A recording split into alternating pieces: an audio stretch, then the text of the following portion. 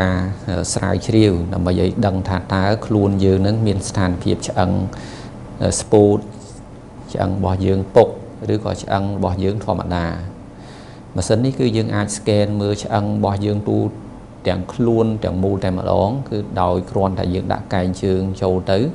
គឺជាម៉ាស៊ីនដែលប្រើប្រាស់រលកសំឡេងក្នុងរយៈពេល30វិនាទីយើងអាចដឹងពីស្ថានភាពឆ្អឹងរបស់យើងហើយវាមានការវិភាគដោយស្វ័យប្រវត្តិចេញជារបាយការណ៍ដែលមានការទទួលស្គាល់ដោយអង្គការសុខភាពពិភពលោកសប្តាហ៍ថ្ងៃនេះគឺម៉ាស៊ីន Echo គឺជាម៉ាស៊ីនមួយដែលកំពុងពេញនិយមនៅក្នុងការធ្វើរោគវិនិច្ឆ័យរបស់គ្រូពេទ្យនៅក្នុងពិភពលោកសប្តាហ៍ថ្ងៃនេះម៉ាស៊ីន Echo នេះមិនត្រឹមតែយើងអាចមើលនៅក្នុងសរីរាង្គដែលធម្មតាដែលមិនកម្រើកទេដូចជាសរីរាង្គយើងធ្វើនៅក្នុងផ្នែករោគស្ត្រីនៅក្នុងសរីរាង្គដែលមិនប្រហោងនៅក្នុងខ្លួននៅក្នុងពោះរបស់យើងនៅលើសាច់ដុំនៅលើសន្លាក់ប៉ុន្តែ Echo នេះគឺយើងអាចមើលទៅដល់ចង្បេះដូងរបស់យើងទៀតដែលកំពុងតែធ្វើចលនាគឺថាយើងអាចដឹងពីស្ថានភាពបេះដូងរបស់យើងឈាមហូរយ៉ាងម៉េចគឺកម្រាស់បេះដូងយើងកម្រាស់ប៉ុណ្ណាតើមានប្រើបេះដូងរបស់យើងសរសៃឈាមស្ទះឬក៏មិនស្ទះគឺយើងអាចដឹងបានតាមរយៈ Echo នេះការពិនិត្យរោគស្ត្រីនៅយើងនៅកន្លែងនេះយើងមានពិនិត្យដោយប្រើម៉ាស៊ីនយើងហៅ colposcopy ដែលភាសាយើងថាសម្រាប់ថាឆ្លងមាត់ស្បូនហ្នឹងគឺមានតួនាទីរបស់ម៉ាស៊ីនហ្នឹងដែលសំខាន់គឺជួយសម្រួលសម្រាប់គ្រូពេទ្យគឺអាចជួយឲ្យយើងឃើញរូបភាពមាត់ស្បូនច្បាស់ហើយយើងអាចពង្រីកជាពិសេសគឺយើងរកកន្លែងដំបៅដែលយើងសង្ស័យជាពិសេសដូចជាករណីរលាកឬក៏យើងសង្ស័យថាគាត់មានមហារីកអីវាអាចច្បាស់ជាងការពិនិត្យដោយភ្នែកទទេហើយបើសិនជាធម្មតាបើយើងចង់ពិនិត្យវិរោគវិឆ័យទៅដល់ក្នុងស្អួនគេមានម៉ាស៊ីនមួយយ៉ាងទៀតគេហៅថា stereoscope ឬក៏អាហ្នឹងគេឆ្លោះទៅដល់ក្នុងស្អួនតែហ្នឹងគឺសម្រាប់យើងសប្តាហ៍ថ្ងៃដូចមិនទាន់មាននៅឡើយតែសង្ឃឹមថាថ្ងៃខាងមុខហើយយើងនឹងមានធ្វើសប្តាហ៍ថ្ងៃនេះអ្នកវិទ្យាសាស្ត្របានស្រាវជ្រាវរកឃើញថាបញ្ហាជំងឺរលាកកាពះហ្នឹងគឺវាតកតងជាមួយនឹងមេរោគ Helicobacter ហើយចំពោះអ្នកមានជំងឺមហារីកភាគច្រើនហ្នឹងក៏គេសង្កេតឃើញមានថាមេរោគ Helicobacter នៅក្នុងកាពះដែរអញ្ចឹងវិធីសាស្ត្រដែលចុងក្រោយនៅក្នុងប្រទេសកម្ពុជាយើងគឺវិធីសាស្ត្រដែលស្រាវជ្រាវ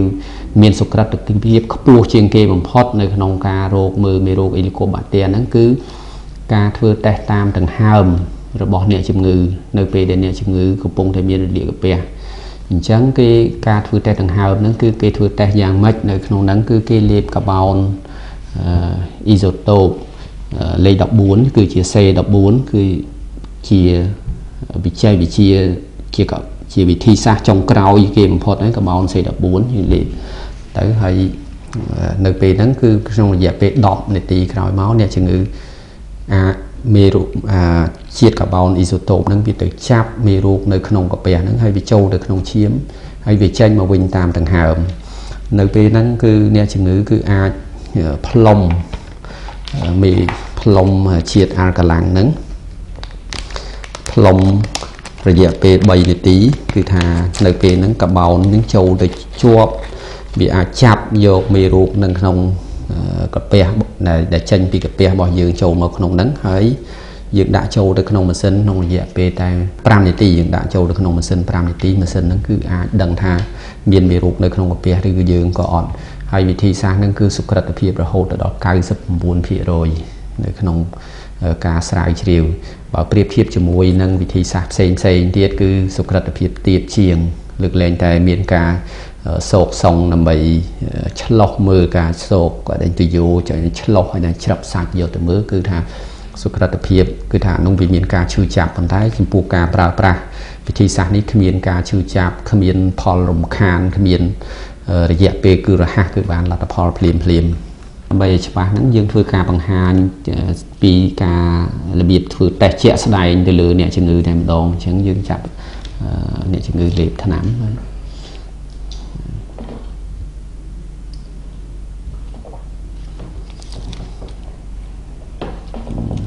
ការលេបថ្នាំហ្នឹងគឺយើងទុកឲ្យអ្នកជំងឺរយៈពេល10នាទីដើម្បីឲ្យថ្នាំហ្នឹងអាចទៅចាប់យក ជាថ្នាំជាជាតិមានជាតិកាបូនអ៊ីសូតូប C14 ហ្នឹងទៅចាប់យកមេរោគ Helicobacter នៅក្នុងកាពះរបស់យើងហើយវាចូលទៅក្នុងឈាមរយៈពេល10នាទីគឺវាចេញមកតាមដង្ហើមវិញអញ្ចឹងនៅក្នុងពេលរយៈពេល10នាទីក្រោយមកគឺថាមេរោគហ្នឹងវាចាប់ផ្ដើមចេញមកតាមដង្ហើមហើយប៉ុន្តែយើងត្រូវទៅចាប់មេរោគពីដង្ហើមហ្នឹងដោយមានកញ្ចប់អាល់កាឡាំងនេះឲ្យអ្នកជំងឺផ្លុំទៅគឺវាមានសំណាញ់វាស្ទាក់ចាប់នៅក្នុងនេះបាទ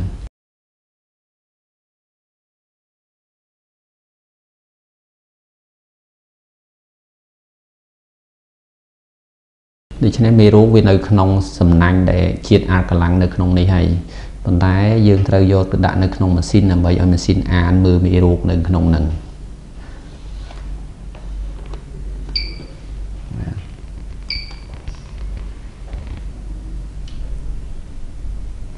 បាទយើងត្រូវចាំរយៈពេល5នាទីដើម្បីឲ្យម៉ាស៊ីននឹងវាចេញជាលទ្ធផលនៅពេលដែលបានទទួលលទ្ធផលបញ្ជាក់ថាមានផ្ទុកមេរោគ Helicobacter ហើយយើងនឹងគ្រូពេទ្យនឹងផ្ដល់ការព្យាបាលទៅតាម guideline ឬក៏នៅក្នុង protocol នៅក្នុងការព្យាបាលមេរោគ Helicobacter សពថ្ងៃគេអាចព្យាបាលជាដាច់ចំពោះមេរោគ Helicobacter ដែលជាមេរោគបកកឲ្យមានភាគច្រើនតាក់ទងជាមួយនឹងមហារីកកាពះហើយនឹងតាក់ទងជាមួយនឹងការដំបៅកាពះឬក៏រលាកកាពះពោះវៀននឹងបើសិនបើអត់មានទេគឺត្រូវតែអ្នកជំងឺគឺត្រូវតែជួបជាមួយនឹងគ្រូពេទ្យដែរដើម្បីផ្ដល់ជាការប្រឹក្សាធ្វើយ៉ាងម៉េចដើម្បីការពារកាពះរបស់យើងកុំឲ្យមានបញ្ហា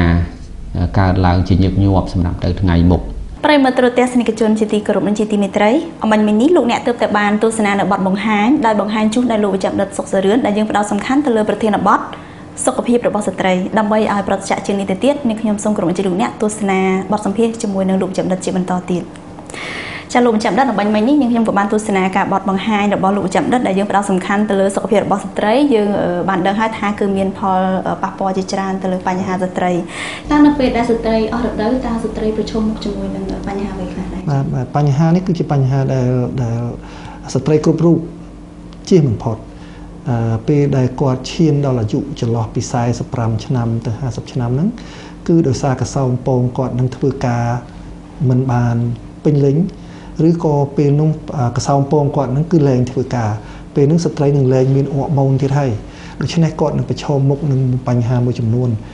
ដើម្បីឲ្យស្ត្រីងាយយល់ខ្ញុំតែងតែលើកយកឧទាហរណ៍ថាស្ត្រីដូចជាផ្កាពេលដែលគាត់មានរដូវពេញវ័យហ្នឹងគឺវាមានជីពេលមានជីនឹងគ្រប់គ្រាន់ហ្នឹងគឺផ្កានឹងរីកស្អាតក្រអូបសពផ្សាយហើយដូចជាស្ត្រីនឹងគាត់មានបញ្ហារូបរាងគាត់ស្អាតសក់ស្អាតស្បែកស្អាតអារម្មណ៍ភ្លឺថ្លាឆ្អឹងមាំដល់ពេលដែលគាត់អាយុគាត់អស់រដូវដូចជាផ្កាអស់ជីផ្កានឹងរោយដូច្នេះស្ត្រីនឹងមានប្រឈមមុខមួយចំនួនដូចជាស្បែកស្ងួតឈឺឆ្អឹងឆ្អែងមានបញ្ហាស្ដើងឆ្អឹងពុកឆ្អឹងដែលខ្មែរយើងហៅថាពុកឆ្អឹងបញ្ហាសម្រានមិនលក់បញ្ហាមួម៉ៅច្រើនបញ្ហាព្រួយបារម្ភច្រើនបញ្ហាឆាប់ខឹងបញ្ហាមួយចំនួនទៀតនោះគឺតកតងជាមួយនឹងការប្រឈមមុខជាមួយនឹងការខ្លាញ់ដែលមានច្រើននៅក្នុងខ្លួនពីព្រោះតាមការសិក្សាអរម៉ូនរបស់ស្ត្រីហ្នឹងគឺមានភារកិច្ចល្អម្យ៉ាងដែរក្នុងការជួយកាត់បន្ថយនៃការប្រឈមមុខជាមួយបញ្ហានឹងជំងឺបេះដូងស្ទះបេះដូងដូច្នេះពេលដែលស្ត្រីអស់រដូវហ្នឹងបញ្ហាគាត់ប្រឈមមុខបញ្ហាលើសឈាមបញ្ហាជំងឺបេះដូងហ្នឹងគឺងាកមកស្មើជាមួយនឹងបរិសុទ្ធវិញដូច្នេះបញ្ហាទាំងអស់នេះហើយគឺជាបញ្ហាដែលស្ត្រីគាត់ប្រឈមមុខនៅពេលដែលគាត់អស់រដូវបាទចាតើយើងមានវិធីការពារអ្វីខ្លះដែរទាក់ទងទៅនឹងបញ្ហាសុខភាពរបស់ស្ត្រីចាបាទការចេះដឹងគឺជាការមួយចម្បងការអប់រំការសាកសួរជាពិសេសពេលទៅជួបលោកគ្រូពេទ្យកុំខ្មាស់កុំអៀនសួរទៅបញ្ហាដែលតាក់ទងជាមួយនឹងមហារីកដោះខ្ញុំត្រូវធ្វើមិនខ្លះលោកគ្រូពេទ្យដែលមានបទពិសោធន៍ដែលមានការចេះដឹងច្បាស់លាស់នឹងធ្វើការបញ្យល់ពីរបៀបតើរៀងរាល់ខែស្ត្រីត្រូវធ្វើការពិនិត្យដោះរបស់ខ្លួនយើងដោយខ្លួនឯងនឹងយ៉ាងម៉េចខ្លះ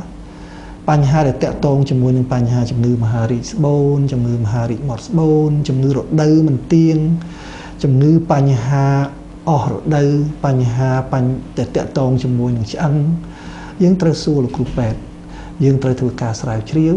យើងត្រូវការរៀនសូត្របាទបញ្ហាហ្នឹងគឺជាបញ្ហាមួយដែលយើងទាំងអស់គ្នាមិនថាតែជាស្ត្រីខ្មែរទេទាំងបរិសុទ្ធក៏ដោយក៏ត្រូវតែមានការ